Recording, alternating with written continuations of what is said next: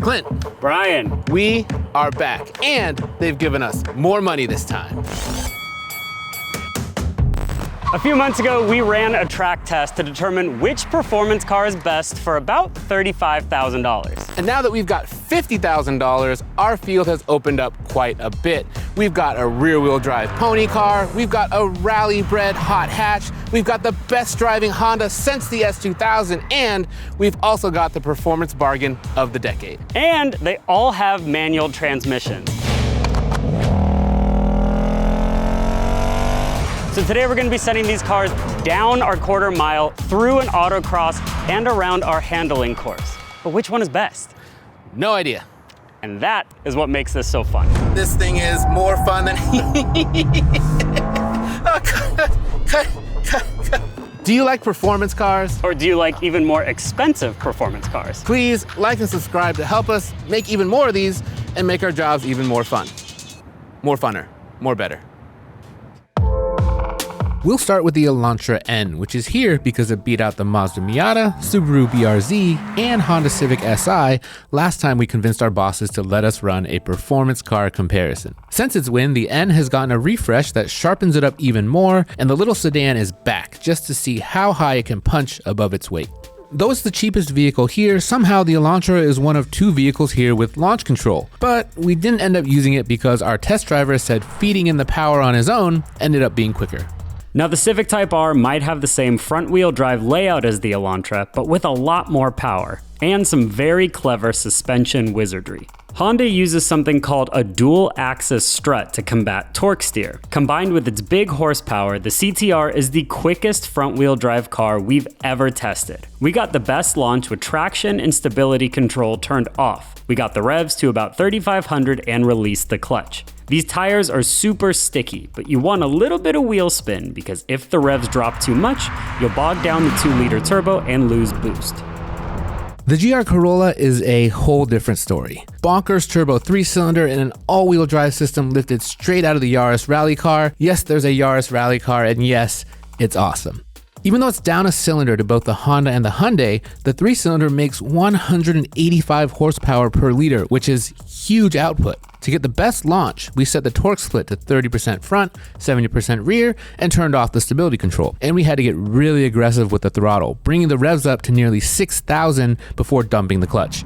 Any lower, and the 3-pot gets a little bogged down. And then we have the new Mustang GT. It has double the cylinders of the Honda and the Hyundai and nearly 500 horsepower. It should be the quickest by far. Our best run in the Mustang was with launch control. The sweet spot was about 2,800 RPM. We made sure to use the no lift shift function, even though you'll only shift once on the way to 60. The transmission has really long gears, which does slow it down a bit, but it helps with wheel spin. The horses from this pony car means it pulls way harder at the top end than its turbocharged peers. By the quarter mile, it's going 5 miles per hour faster than its closest competitor. So after our first test, here's the running order. Remember, first place gets the most points, last place gets the fewest. Up next is the Autocross. In the interest of fairness, we'll have one driver set the times, our own senior vehicle tester, Kurt, who you might recognize from UDRAGs.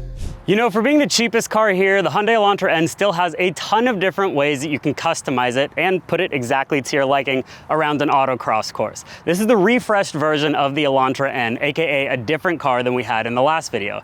Big changes include new forged wheels that save over 30 pounds of unsprung weight, and they made a ton of changes to the steering system, really dial it in, make it feel the exact way you want to. Other than that, we're looking at 245 section Michelin PS4S tires, and this has the worst weight to power ratio of any car here. Will that hurt the Elantra? Let's find out.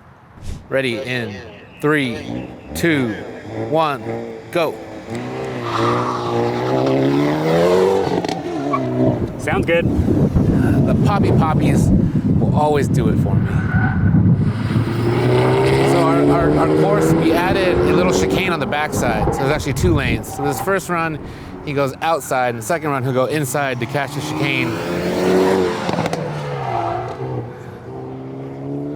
Nice and tidy through there. Here's the chicane.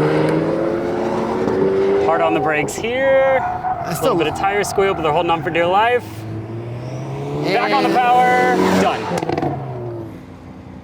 So the Elantra N is in with a time of 38.66. Let's see how the next one does. The Toyota GR Corolla Circuit Edition. Fewest number of cylinders, but it's the only car here that can send power to all four wheels. And it has a party trick. You can figure out how much torque you want to send between the front and the rear axles, 60-40 or 30-70. In its track setting, it's a perfect 50-50 split. But the Corolla is the only car here that's on Michelin Pilot Sport 4 tires. That's a slightly less aggressive compound than its friends, the Honda and the Hyundai. Also, it has a slightly worse weight to power ratio than the Civic. 3, 2, 1, go.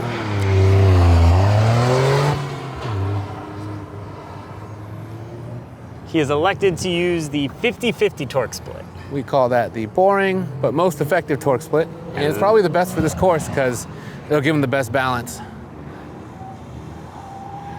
Man. Oof. Little kiss of understeer there, otherwise it's completely neutral. Look at how flat this thing stays when it corners. It's kind of amazing. And it's all turbo whoosh too. I love that so much. It's got like a really short wheelbase too. It's just really built for something like this. And push, push, push, push, push, push, push. 38.72. Up next, we've got the Mustang GT, which had the best 0 to 60 time, but being the quickest in a straight line doesn't mean that it'll do the best on the autocross. Now, this is the only rear-wheel drive vehicle here, so we're afraid it's going to be a little bit tail-happy, but then again, it still has the very best weight-to-power ratio of this entire field, thanks to this big old V8. It's also the only vehicle here that's not on a Michelin tire. It's got Pirelli P0s, which come as a part of the performance pack, and we noticed on our skid pad, though, that those tires started to give up, and after multiple runs around the skid pad, it actually started to understeer, but hopefully the pony car can still put up a pretty good time. 3, 2, 1, go. Patrons of the Cars and Coffee, watch out. You know, it sounds completely different than everything else we have out here. He's got plenty of power. Whoa, did you see how squirrely that got? On a course like this, you're not really driving the Mustang, you're more like wrestling it. You can see that front end just getting loose whenever he has to turn in. Look at when it accelerates too. Oh man, a lot of sideways there. It's just hard to keep it collected. One more corner. Oh, rear end steps out. 38.42, quickest car yet. Up next, we've got the Civic Type R, and I am so excited to see this thing out here because I think it's basically set up perfectly for this environment. You've got a brilliant LSD, which helps to limit all the traditional front-wheel drive problems, and adaptive dampers, so we can really stiffen up that suspension. Now, this vehicle on Cup 2 tires, which are a dealer option, it put up the highest number on our skid pad for any front-wheel drive car that we've ever tested. This one comes on Michelin Pilot Sport 4S's, which is still a great tire. This is actually the standard tire that this vehicle gets from the factory, so slightly less grippy, but we still think it's got plenty of tools in its box to do really well out here. Okay, Kurt, 3, 2, 1, go. Oh, wheel slip there. Surprising amount, actually. Now, Kurt said he's running this thing with traction control, stability control, fully disabled, so it's just Kurt and the machine. Very clean braking right there. Super neutral through the corner. This is my favorite part. That's where it looks the neatest, right there. It looks quick, but I can't figure out that's because it's got a giant spoiler on it or not. It always makes it go faster. Good on the brakes, nice and solid. Oh, hold on, car. Oh, I'm excited for this one. Let's go check the time. We have 38.27, AKA the fastest car here. Well, Clint, we've run all 4 cars, and it's safe to say this was a lot tighter than we expected. There's about a half-second spread between all 4 cars right now. That was way closer than we thought. And the car that won was the Civic Type R, as we expected, given its combination of agility and power.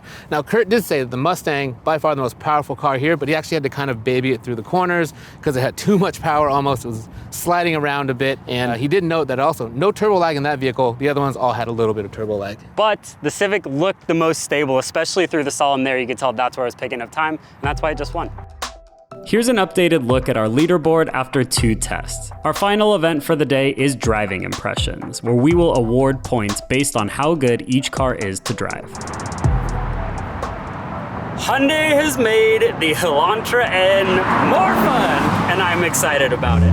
I think my takeaway here is if we brought this car to our old video one more time, the new version of the Elantra N, it would have won by an even bigger margin. All of Hyundai's sort of incremental improvements on the Elantra N have made it even better, but it does have some limitations starting with power. It was the slowest vehicle from 0 to 60, but surprisingly, it beat the GR Corolla on the Autocross, which was a pretty fun and surprising result. Sorry, I'm going for it right now. I'm having so much fun. Oh, that's all good. I would too. This car is still the perfect buy if you are an enthusiast buying a fun car for the first time. It's so accessible. The gear shift is easy to get right. The steering is fantastic. The brakes hit the exact amount that you want them to. Everything is dialed in for an enthusiast. Yeah, getting back into the Elantra N was super familiar and therefore, something I know that we were both really looking forward to. Also, this screen here offers you a level of performance customizability that these other vehicles can't match even at a higher price points. But here, I do feel like it's a little bit overmatched. We'll say it once, we'll say it again. This is the performance bargain to beat them all, but it's just a little bit overshadowed today. Yeah, it's just down on power compared to everything else. I think that if you are looking for one of these four and you still want to have a little extra scratch, that this thing probably delivers 90% of the performance, 90% of the fun you're going to get out of these other ones. It's just lacking that sort of final sharpness that the other contenders here offer. Okay, and here we are in the Civic Type R, now in its second generation, and I'm oh so glad they came back because since then, it has sort of been the benchmark for this sort of just under $50,000 performance car sort of category. When we were coming up with this video, this was the first car that came to our minds, and for extremely good reason. Oh, so good. It's so good and so balanced. I just love this car around here. I mean, there's nothing that it can't do. You can go through the checklist. Powertrain, excellent. Chassis, super duper ooper, excellent. Steering, great. Brakes, great. It just does it all. There is some sort of wizardry going on with the front suspension with this limited slip where there's like no torque steer to speak of anywhere, and you can even just fling it in and be on the gas and it just sorts it all out for you. I mean, just look at that footage again from the Autocross. There's a reason this car did as well as it did. It's almost, and I don't want to use this word because it's unfair to the car, it's almost boring how good it is. It just goes about its business and is like, yeah, I can take this corner at speed. Yeah, you want to get me in here? I'll fling you out. And there's a touch of turbo lag, but it's better than what you're going to find in the Corolla or the Elantra. I think you also know that when you buy this car, big statement here, you know that you're getting the best for the money. And to me, it's the best car around our handling track. It's the best, but is it the most fun? No, this car is the most fun. For sure. This is the GR Corolla, the only all-wheel drive car here, and I think it's safe to say, Clint, that it drove right into both of our hearts. I'm gonna be hard on it for a second because I know how much we love this thing. It was the second quickest to 60, that's pretty good, but it was the slowest in the Autocross, so it didn't quite do as well as I wanted it to today. But now is when we get to talk through why we love this car around a track so much. There is an approachability to the GR Corolla that I think we both really appreciate. And the way that it does everything is just really, really, really precisely engineered to just put a big smile on your face. From the way that it steers, the way that it handles, the way that it gets into these little slides, but it never feels out of control. I'm glad you brought up the slides because this is on a less aggressive tire. We already mentioned that earlier. If they had gone for stickier rubber, it might have connected a little bit better in the Autocross, but it would not have made this. It would not have made this any more fun. There's a serious difference in the way we're smiling around the very same track, driving this right after getting out of a Civic Type R. More grip does not necessarily mean more fun, and I think that with actually more grip, you probably couldn't have these really clean little slides where you never feel like the car is out of control. Now, if I'm nitpicking, there is a touch of turbo lag, but if you can keep this engine in its power band, I mean, listen to this thing, it sounds like a mini rally car. Like, you know those GoPro videos that you watch on YouTube where you hear the rally cars and just banging around the cabin. To the end. Listen now, left, tight to 40. You can get that experience in the GR Corolla, and oh my God, it's we have the data now to show you that this was not the best car here today. But when it comes to smiles and the one we would prefer to take this around the track, GR Corolla is the best. Oh, by my butt dyno, Clint, this thing is more fun than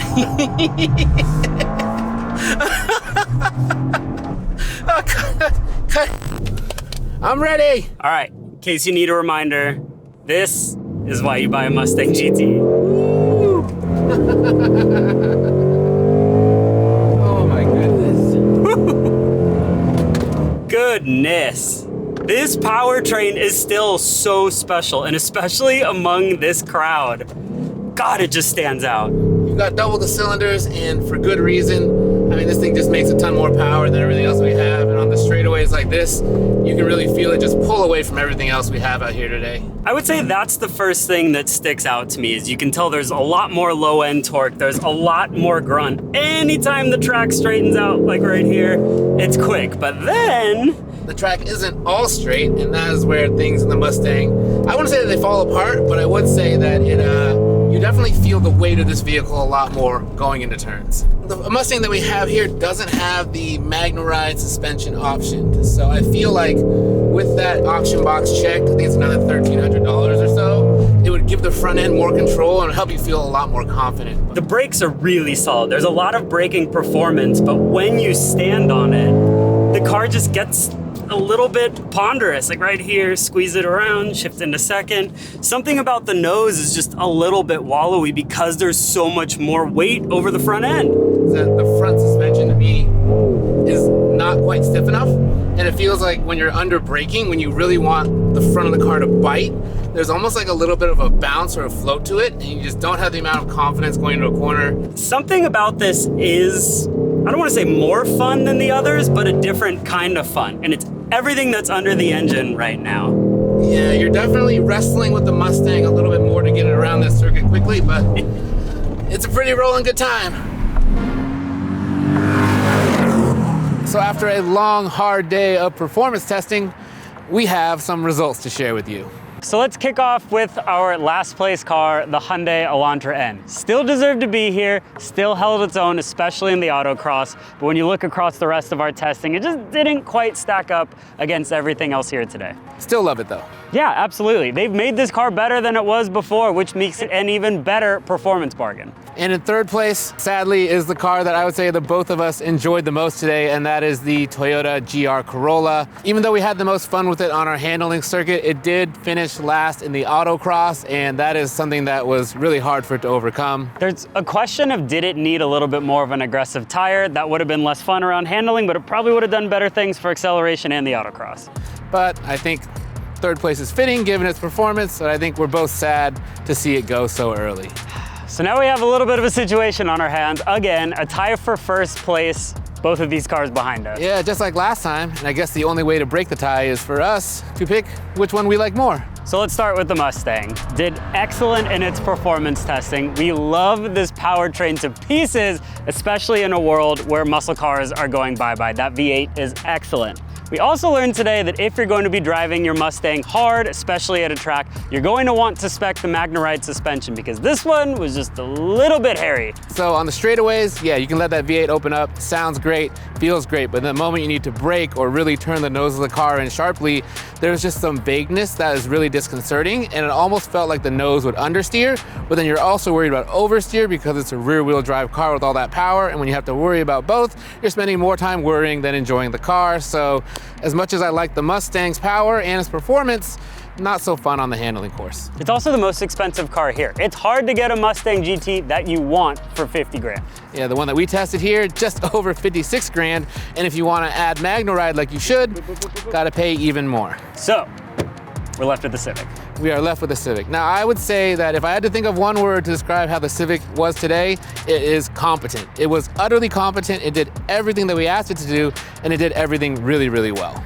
I think that the Civic Type R maybe suffers a bit from being too serious. So on our handling circuit, it's not as fun as the GR Corolla, but that's because it's a bit more buttoned down. You don't slide around as much. You get more grip out of these tires. At this price, when I think of performance car, I think of the Honda Civic Type R. That's what I was going into this video, and it's how I feel coming out of this video. So Clint, if it's me, I'm going home in the Civic. What about you?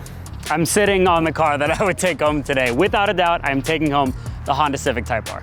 It's the cheaper car, it's the better car, and I think between these two, it's definitely the more fun car to drive. No questions asked. Except for one last question. Uh-oh. How much money do you think they'll give us for the next one?